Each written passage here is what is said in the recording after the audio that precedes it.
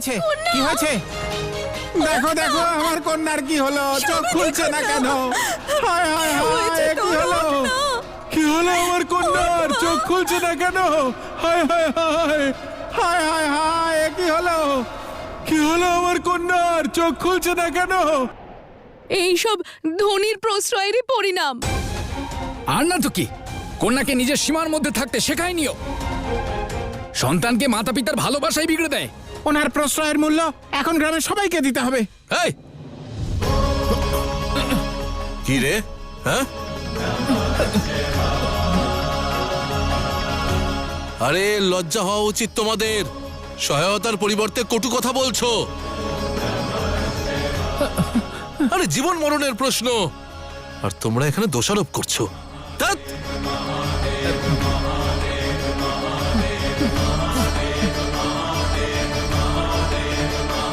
মহালসা, এই মহালসা, চোখ খোলো না মহালসা। মহালসা,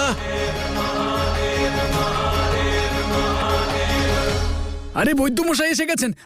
আসুন বৈদ্যমশাই।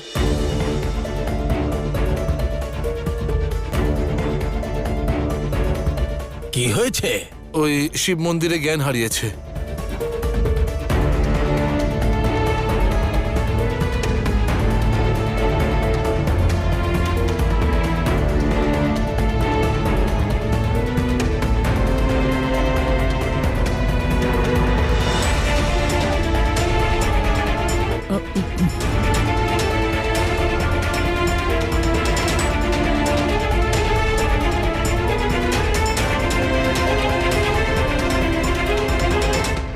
নাড়ি তো চলছে,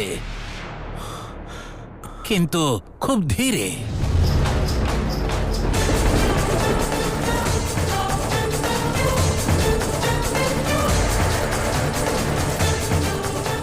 তন্ত্র দিয়ে বাঁধা এই মন্দির, মহালসা ওই মন্দিরের ভেতরে গিয়ে অনর্থ ঘটিয়েছে। হ্যাঁ হ্যাঁ, ওখানে নারীদের প্রবেশ নিষিদ্ধ। এবার জানি না শ্রাবণের শিবরাত্রি কি করে উদযাপন হবে।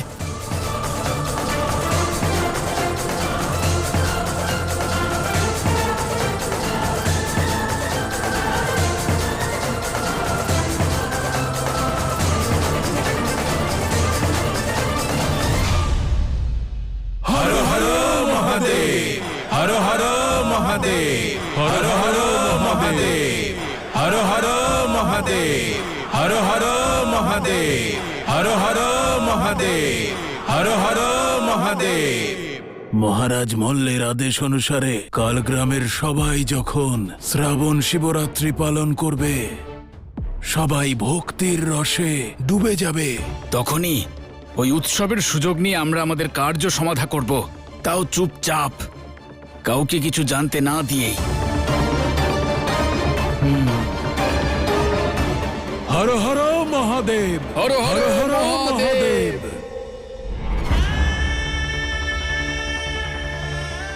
মহালসা, মা চোখ খোল মা।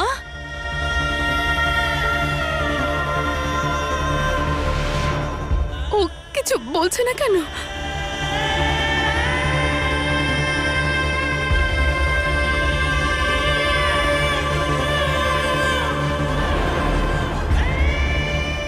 মার্তণ্ড মহাশয় জানে যে তুমি এই মন্দিরে প্রবেশ করতে পারবে না, তাই সর্বপ্রথম যাও সমকক্ষতার অধিকার অর্জন করে এসো। হ্যাঁ, সমস্যার সমাধান সন্ধান করো।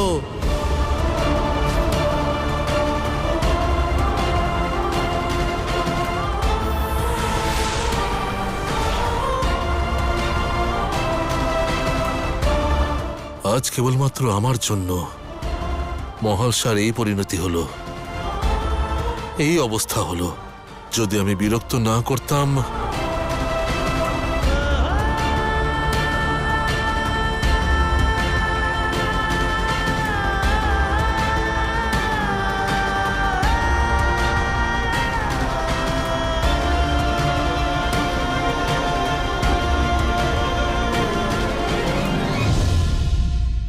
আর চিন্তার কোনো কারণ নেই।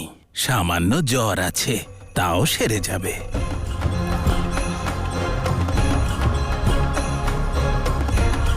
তবে ভোর পর্যন্ত খেয়াল রাখতে হবে। ধন্যবাদ মহাদেব। মহাদেবের অনেক কৃপা।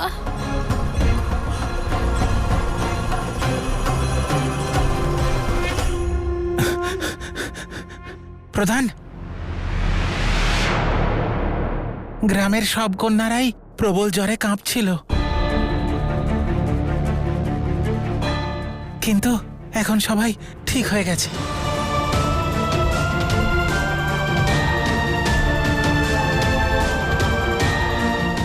এ কি অনর্থ করলে তুমি মহাল শাহ? আমি বাধা দেওয়া সত্ত্বেও শুনলে না তুমি। এখন কি করে আমি বোঝাই তোমাকে? একটি উপায় আছে।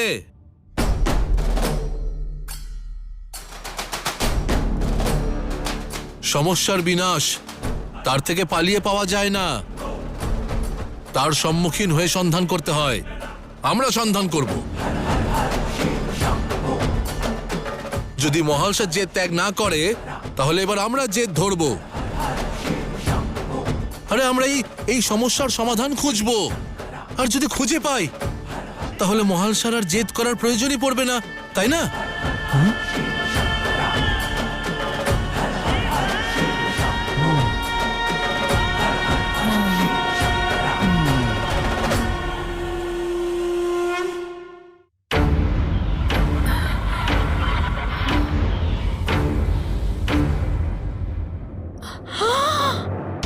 হে প্রভু,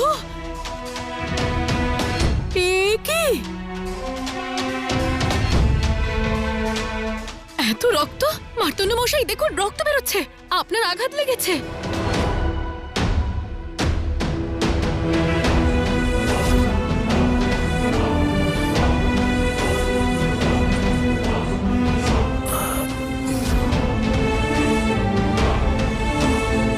মহালসা চাকার ওপর পড়ে যাচ্ছিল, ওকে বাঁচাতে হাত এগিয়ে দিলাম, তখন ঠিক হয়ে যাবে, বেশি কিছু হয়নি।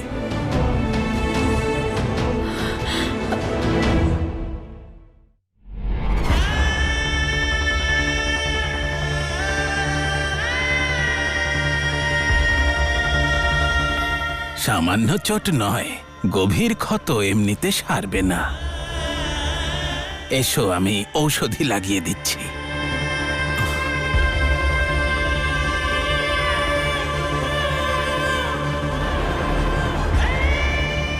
তোমার এই পরিস্থিতির জন্য দায়ী আমি মহালসা, আর আমি ওই শিব মন্দিরে মহিলাদের প্রবেশের পথ সন্ধান করেই ছাড়ব।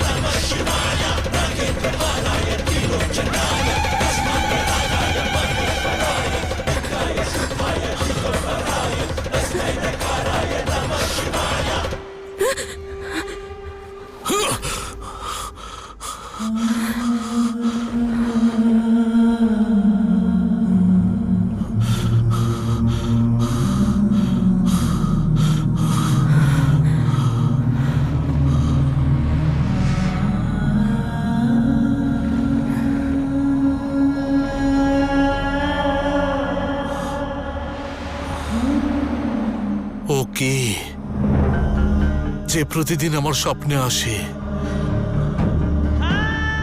কে ওই বাবা? কেউ যে বারবার আমার স্বপ্নে আসে, বারবার একই চেহারা, একই স্বপ্ন।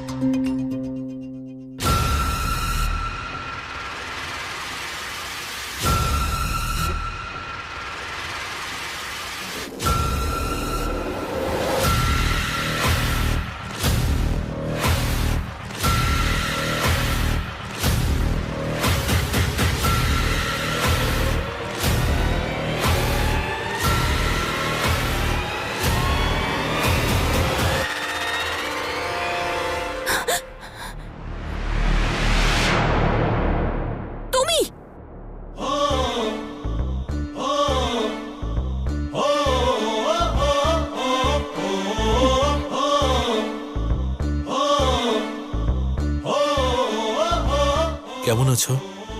এখন ঠিক আছো তো? তোমার কি? হ্যাঁ,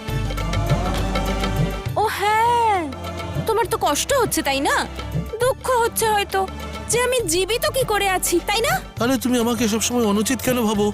আরে আমি এখানে কারোর কোনো ক্ষতি করতে আসিনি, আমি তো শুধু নিজেকে। থাক, আমি সব বুঝে গেছি। অনুচিত করতে আসিনি। তুমি জানো, যদি কোনো পুস্তক পড়তে হয় না, আগে তাকে খুলতে হয়। কিন্তু যে পড়তে চাইছে সে যদি পুস্তক নাই খোলে, দোষটা কার হলো? হ্যাঁ বলো, কার দোষ হলো? আরে তুমি কি বলবে? তুমি তো সেই পুস্তক যে নিজেকে খুলতেই চায় না, নিজের মনের কথা কাউকে বলতেই চায় না। আর যখন স্পষ্ট করে কিছু বলতে বলা হয় তখন মৌন, একটা শব্দও বেরোয় না মুখ থেকে। আর কথা বললে বলে শুধু তোমার অহংকার, বক বক বক বক বক বক বক বক বকতেই থাকো। কিন্তু এমন বলার কোনো অর্থই নেই, কারণ এটা তো তোমার অহংকার। তুমি তো শুধু এটাই চাও যে তুমি কিচ্ছু বলবে না, আর সামনে যে আছে সে কিছু না বলেই সব বুঝে যাবে। তাহলে এটা তোমার দোষ নয় তো কার? আরে আমি বলছি তো ওই স্পষ্ট কথা, কিন্তু তুমি তো শুনছোই না। আরে তুমি কি স্পষ্ট কথা বলবে? তুমি না সেই অহংকারী পুরুষ যে নারীকে না কিছু বলবে, না কিছু শুনবে, না কিছু বলতে দেবে, শুধু যা ইচ্ছে করবে। হে দেবাদিদেব, বৈদ্যর ঔষধ কাজ করেছে, পুনরায় বিষ ওগলানো শুরু করেছে।